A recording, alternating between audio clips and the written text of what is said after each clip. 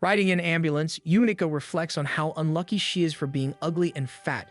To make things worse, she's heartbroken because the man she loves is someone so beautiful and out of reach. As she slowly feels herself fading away, she hears the paramedics say they're almost at the hospital. However, Yumiko has already given up hope, wishing to be reincarnated so she can have a better life. After some time, Yumiko wakes up. Her parents are there, worried but relieved to finally see her awake. However, Yumiko doesn't recognize them or even herself. Her parents explain that she had attempted suicide but miraculously survived. Yumiko is shocked and confused, wondering why she would ever try to kill herself. Her father expresses relief that her face won't scar, which makes Yumiko curious. She asks for a mirror so she can see, but her mother tells her they don't keep mirrors because Yumiko hates them, then hands her a phone instead. Yumiko looks at her reflection on the phone screen and, instead of disgust, she calls herself super cute, which shocks her parents. She compliments her flawless skin and puppy-like eyes while her parents watch in disbelief, stunned that their self-loathing daughter is finally happy with her appearance. But instead of sharing her joy, they panic and call the doctor, fearing Yumiko might be crazy. The doctor later explains that Yumiko is suffering from retrograde amnesia due to brain trauma and that personality shifts are common. Yumiko's mother worries that the neighbors might think they're strange, but her father and the doctor are simply thankful that Yumiko survived. Yumiko also feels grateful that all she lost was her memory. She spins around the room, singing cheerfully, while her parents join her reluctantly. Holding her parents' hands, she tells them how happy she is to have them. When she finally returns home, Yumiko admires how cozy her messy room looks. But when she opens her wardrobe, she finds the clothes rather dull. She finds a cute shirt to try on, but can't find a mirror to check how it looks on her. Remembering what her mother said, she begins piecing together why she might have wanted to die. She realizes she might find more clues through her phone and quickly turns it on to search for answers. When she looks at her photo gallery, Yumiko notices that she doesn't have a photo of herself. She spots a folder titled My Happy Place and curiously opens it. To her horror, the folder contains countless photos of a man she doesn't recognize. She realizes all the photos were taken in secret and begins to wonder if she used to be some kind of stalker. Just as the thought unsettles her, a knock sounds on her door. Her mother reminds her that their neighbors might start asking questions, so it's best if she returns to work soon. Curious, Yumiko asks how old she is. When she learns she's 24, she brightens up, thrilled by the idea of being an adult. Excited to discover what kind of life she led before, she cheerfully tells her mother that she'll go back to work tomorrow. The next day, Yumiko happily walks to her workplace, proudly wearing a cute outfit she found in her wardrobe. She realizes she's almost there and grins with excitement. On her way, she notices a park nearby and for some reason feels drawn to pass through it.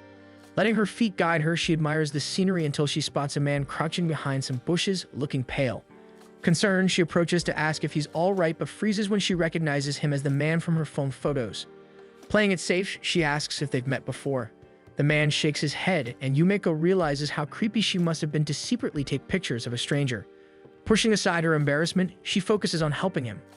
Yumiko rushes off and returns moments later with her hands cupped full of water since she couldn't find a vending machine. The man tries to politely refuse, but Yumiko insists, telling him that if he's unwell, he should rest instead of pushing himself. Yumiko tells him that taking a break can actually help, proudly declaring that she was recently on the verge of death, but thanks to a break, she's ready to face the world. As she speaks, she notices the dark circles under his eyes. She scolds him for not sleeping enough, saying he's wasting his pretty face. The man looks at her in surprise, then starts to chuckle, calling her funny. Flustered, Yumiko blushes at his smile and huffs that he must be fine since he has the energy to flirt. As she runs, she's shocked by how warm her face feels. Meanwhile, the man, Kisuke, is found by his subordinate. Finally arriving at her department, Yumiko proudly announces that she's back but is stunned when everyone just stares at her with blank expressions. She asks one of her office mates if anyone remembers her. The lady quickly replies that they do. It's just that everyone's in shock because she looks so different. Yumiko assumes it must be because she looks too beautiful today. Suddenly, an intimidating voice from behind asks if she survived. Without hesitation, she explains that she's lost her memory and will need everyone's help to adjust. The man introduces himself as her direct supervisor, Meizono, and instructs everyone to assist her however they can. Yumiko then notices she's been sweating, indicating she is nervous around Meizono. The workday begins and the lady from earlier takes her to a meeting. Yumiko decides she must have been a nuisance before, so she resolves to befriend her. She learns the lady's name is Saki. The meeting turns out to be about potato chips, which makes Yumiko unexpectedly excited. However, the rest of the team looks unenthusiastic, thinking the proposal is bound to get rejected. Yumiko wants to contribute but quickly realizes she has no idea what to say. She rummages through her bag and pulls out a small idea notebook. At first, she smiles, impressed by all the creative notes, until she flips a page and sees harsh comments where her old self insulted her for being fat. Her heart sinks, but she decides to live differently now. She raises her voice and suggests making powdered summer flavors like watermelon, ramune, and shaved ice to sprinkle on the potato chips. Two members immediately say it sounds disgusting, but Saki steps in, saying the idea could go viral online because of how unique it is. From his seat, Maizona smiles faintly. Soon after, the meeting is adjourned since Yumeko was the only one with an idea. Yumeko stays behind, staring at her notebook. She feels bad that her old self struggled so much, but she's also grateful for all the creative ideas left behind. Determined to keep things positive, she adds a new page filled with encouraging words. Suddenly, her phone rings. A policeman is on the other line, causing Yumeko to panic, thinking they discovered the strange photos on her phone and now believe she's a stalker. But the officer tells her that they think her suicide attempt might actually be an attempted murder, so they want more information about what happened. Yumeko admits she's lost her memory, and the call soon ends. At first, she thinks the idea is ridiculous, but then her imagination begins to run wild as she thinks the culprit might be Kisuke, or someone who is in love with her. Before her fantasies can spiral further, her stomach suddenly growls. Back in the department, Saki is surrounded by several male employees asking her to join them for lunch. As she contemplates who to go with, a few women glance at her with envy. Just then, Yumeko bursts in, rushing to Saki's side, thanking her for the support. The men immediately comment on how kind Saki is for helping out. Yumeko assumes the praise is directed at her, but when the men try to clarify, she refuses to listen. Grabbing Saki by the arm, she invites her to lunch, but the men protest, saying they asked first. Yumeko misunderstands again, thinking the boys are competing for her attention, and cheerfully tells them they're all welcome to join, completely unaware that it's Saki they're interested in. At lunch, Yumeko enthusiastically devours every dish on the table while the men watch in shock at her large appetite. She even starts helping herself to food from other plates. When one of them tries to joke that she's fat because of how much she eats, Yumeko confidently replies that she needs to eat plenty to maintain her beautiful proportions. Saki admits that when she eats too much, her face gets round. Yumeko assures her that girls actually become more attractive when they gain a little weight, but this only makes the men laugh harder, thinking she's just making excuses not to diet. After lunch, Yumeko feels drowsy, so Saki offers her some mints and explains which pressure points to pinch to stay alert. Yumeko glances around and notices how tidy Saki's desk is. Yumeko muses that in terms of beauty, they seem evenly matched. Saki agrees easily but points out that Yumeko's desk is a mess. Looking closer, Yumeko realizes her old self had filled the drawer with countless idea notebooks. Saki then asks what made her speak up during the meeting earlier. Yumeko proudly shows one of the notebooks, explaining that her old self had so many ideas but lacked the courage to share them. Saki flips through a few pages, her eyes widening as she reads. Yumeko smiles, saying her old self must have loved snacks and sweets, and that she wants those ideas to finally be heard. Before they can chat further, Maizono calls out for Yumeko's attention. Maizono informs Yumeko that the team has decided to move forward with her idea and tells her to prepare a pitch. Yumeko agrees, but she feels slightly uneasy around Maizono, though she can't quite figure out why. He then instructs Saki to finish some documents, even giving her a compliment. However, Yumeko notices that Saki doesn't look happy. Later that evening, as Yumeko studies how to make a pitch, she decides she'll ask for Saki's help tomorrow. Her thoughts drift to Kisuke, wondering if she'll see him again. Realizing it's getting late, she remembers she still needs to buy clothes to impress her crush. She's certain her old self must have been in love with Kisuke, but never had the courage to approach him. Now she feels confident that she can. The next morning, Yumeko strolls through the same park and eventually spots Kisuke again. They greet each other, and Yumeko fumbles to find a water bottle to offer him. Kisuke smiles and shows her that he brought one. They chat for a while, and she learns that Kisuke visits the park every morning before work because it holds special meaning for him. Yumeko agrees, saying she also finds the park important but admits she can't remember why. When she reveals she hit her head and now has amnesia, Kisuke looks shocked, saying he never would have guessed she came from a difficult past. Yumeko laughs it off, saying that life feels exciting now since everything seems new to her. Kisuke smiles warmly and tells her he'd like for them to be friends, hoping they'll see each other again. When Yumeko arrives at the office, she's still daydreaming about their conversation, only to realize she never asked for his name. Saki soon walks in and compliments Yumeko for looking cute. Yumeko is about to ask for her help, but Saki quickly declines, saying she's busy and hurries off. Yumeko heads to the bathroom, quietly scolding herself for being selfish. While in the cubicle, she overhears a few girls gossiping, not just about her, but about Saki as well, calling Saki useless and claiming Saki is only kept around as office eye candy. That's enough to make Yumiko step in, though it takes her a moment to squeeze through the door, and she scolds the girls for speaking badly about Saki. She also reminds them that her own face and body were given to her by God, so there's no reason to be jealous. Instead, she encourages them to focus on their good qualities. Outside the bathroom, Saki overhears everything. Instead of feeling grateful, she feels irritated. A small part of her wishes Yumiko had just stayed gloomy and quiet.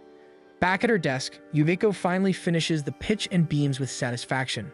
But when she opens her drawer, she freezes since her notebooks are gone. As Yumiko searches frantically around her desk for her missing notebooks, Mizono approaches and reminds her that her pitch is scheduled for 4 p.m. Yumiko forces a smile, pretending everything is fine, but the moment he walks away, her composure breaks. Glancing at the clock, she sees it's already 11 a.m. Without her notebooks, she feels completely lost. She starts to wonder if someone might have stolen them. Strangely, that thought comforts her. To her, it makes sense that someone would want to take them. After all, she must be a genius. Snapping out of her daydream, she asks if anyone has seen 10 notebooks. Meanwhile, in the locker room, Saki hides the very notebooks Yumiko is looking for. Just as she finishes, Mizono walks in and asks if she can help Yumiko with her upcoming pitch, since it's her first one and she's still recovering from amnesia. Saki hesitates, then asks why he decided to go with Yumiko's idea in the first place. Mizono explains that the department desperately needs a hit, and Yumiko's unusual concept might be exactly what they need to turn things around. Saki asks if he even reviewed the ideas she submitted. Mizono confirms, saying he did, but they were too generic and wouldn't have impressed upper management. As she walks back to her desk, she overhears Yumiko and several coworkers talking. Yumiko has enlisted their help to find her missing notebooks, and the group begins speculating.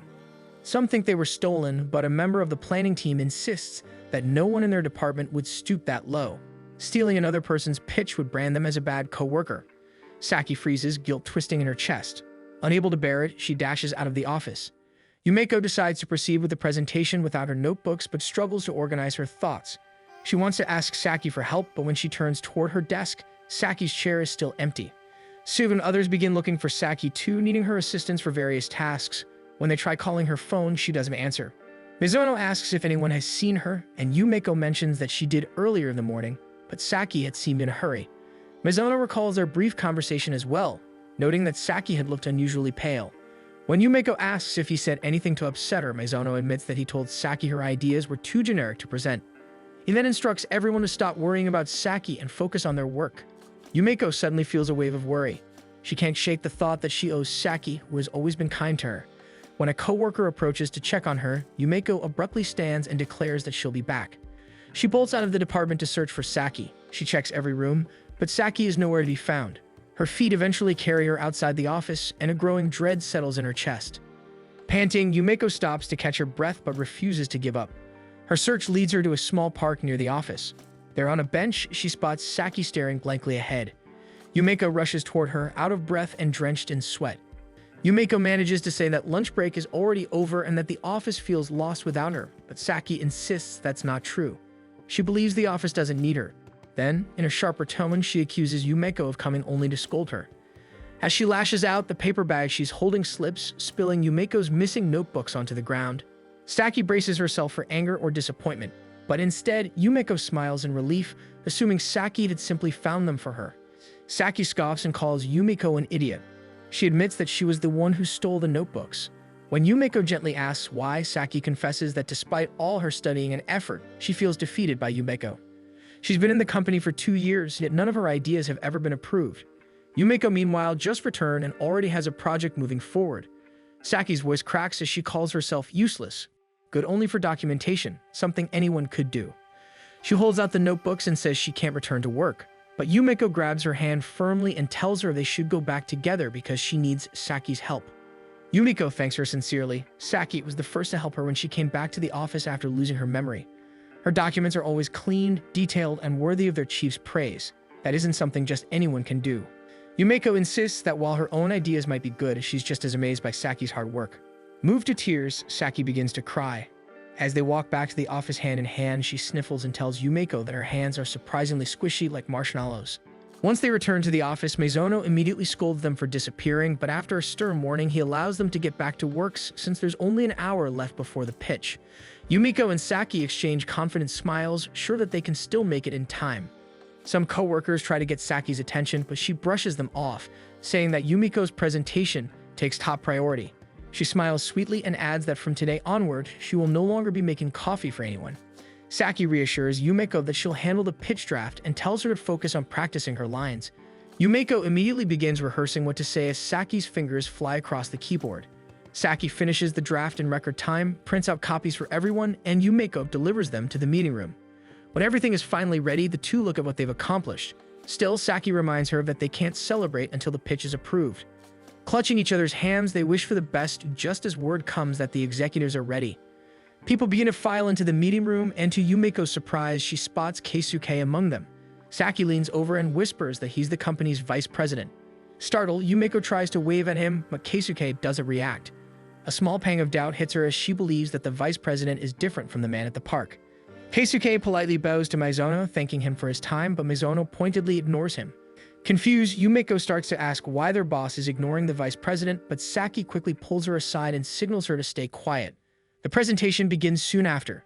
Yumeko confidently introduces her concept of summer-flavored chips. She invites everyone to try the sample they've prepared, a bright blue Ramune-flavored chip meant to evoke summer refreshment. Keisuke is the first to try it. After a thoughtful chew, he says the chip isn't good enough as it lacks flavor and visual appeal. Saki and Mizono assume the idea has been rejected, but Yumeko suddenly agrees with Keisuke, delighted that only the sample failed, not the concept itself. She begins to enthusiastically praise herself for the breakthrough and eagerly explains how the final product can be improved. Yumeko manages to catch a glimpse of Keisuke chuckling before he quickly regains his serious expression. He nods and agrees with her assessment, stating that the concept has promise but needs improvement. He gives them 2 days to make the necessary adjustments. That evening, the girls celebrate over yakitori. Yumeko wonders if this kind of place is okay for Saki, assuming she's the type who'd prefer a fancy bar. But Saki reassures her with a laugh, saying she loves yakitori, and celebrating with Yumeko makes it even better. Yumeko beams, ready to fully enjoy their small victory, but Saki quickly reminds her that passing the pitch doesn't mean they're done. They still have a lot of work ahead. Their conversation shifts to Keisuke, and Yumeko points out how young he seems to be for a vice president. When she asks if he's the president's son, Saki shares what she knows. She reveals that Keisuke was originally part of the planning department and used to get along well with Mizono. But after Keisuke's promotion, Mizono suddenly became distant. Saki then explains that Keisuke isn't actually related to the president. The president does have a daughter who happens to be married to Mizono. According to Saki, it's rumored that Mizono was expected to become vice president, but the position was given to Keisuke instead. Then she adds a juicier rumor that Mizono's wife is having an affair with Keisuke and used her influence to secure the position for him. Saki admits it's just office gossip, though she's fairly certain Mizono and his wife are already separated. Yumeko finds it hard to believe since Keisuke seemed far too kind to be part of something so scandalous. But then she remembers how cold he'd been earlier in the day, and uncertainty creeps in. They both decide to give it their all to make the next presentation perfect. The next morning, Yumeko heads to the park where she usually sees Keisuke, but he isn't there. Disappointed, she walks to the office, only to spot him leaving the planning department. When she greets her co-workers, everyone stares at her with a strange, horrified look. They explain that Keisuke had just stopped by and left her an ice case. Yumeko dreamily wonders if it's a little gesture to cheer her on, but her co-workers are suspicious. As the group debates over what could be inside the cooler, they gather around Yumeko, eager to see her open it. To their surprise, it's filled with bottles of Ramune. Their tension eases, and they begin to think that maybe Keisuke isn't such a cold person after all. Still, Saki can't relax. She reminds everyone that their pitch needs to be redone, and the deadline is tomorrow. She sighs, wishing they were given a hint instead of a refreshment. One coworker points out that as members of the planning department, finding solutions is their job anyway. He decides to open a bottle for himself, but as soon as he pushes the ball in, the drink fizzes out, spilling its sparkling liquid onto the floor. Yumeko stares at the shimmering puddle, and an idea strikes her. She grabs Saki's hand and tells her to follow. Together, they rush to the food development research room, ready to test Yumeko's new concept. They work through the day and deep into the night, mixing, testing, and tasting. By dawn, their exhaustion turns into pride as they stare at their final result, chips that look and taste completely different from their first attempt. They high-five, smiling through their fatigue, proud of what they created after more than 24 hours of non-stop work. When the meeting begins, each executive is served a small bowl of the new chips.